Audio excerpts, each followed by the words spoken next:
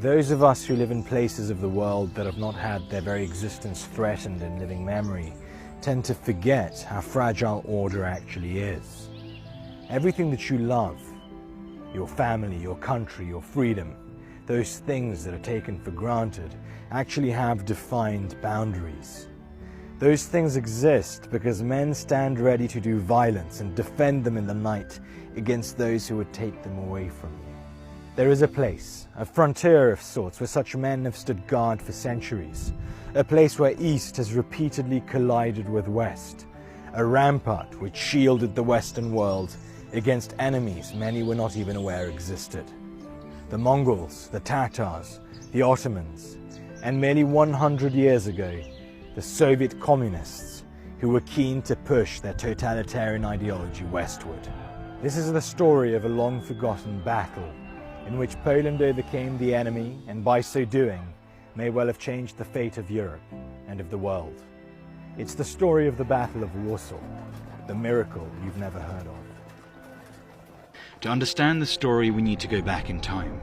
In 1918, from the ashes of the First World War, after 123 years of occupation, Poland rose again. To the east, in Russia, just a year earlier, Vladimir Lenin and the Bolsheviks took power following the October Revolution. This huge turning point in world history did not happen overnight. The seeds of revolution were planted 70 years earlier by Karl Marx in his Communist Manifesto and Das Kapital. The critique of private ownership and of the right to accumulate capital, the hatred of traditional values. These were some of the intellectual underpinnings of Lenin and his followers. The new and better world they sought to build required the dismantling and ruin of the previous system. The Russia of old was replaced with a new Bolshevik state. As the communists consolidated power, they became keen on exporting their ideology. They proclaimed the need for the dictatorship of the proletariat and agitated for a worldwide communist revolution. Soviet leadership expected a revolution in economic crisis-ridden Germany. But to support communist revolution there, Poland needed to be conquered first. Unlike old powers that were tired and broken by war, Poland had just reclaimed its independence and Poles were fervently rebuilding and consolidating their country.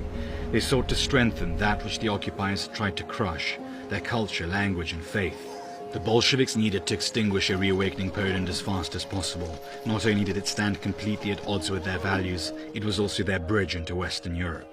And so, the Bolshevik Revolution moved west, carried forward by the bayonets of the Red Army, recruited from the very lowest echelons of society. The communists preached freedom and equality, but they brought misery and death. General Tukhachevsky's order from the 2nd of July 1920 read, "To the west, over the corpse of one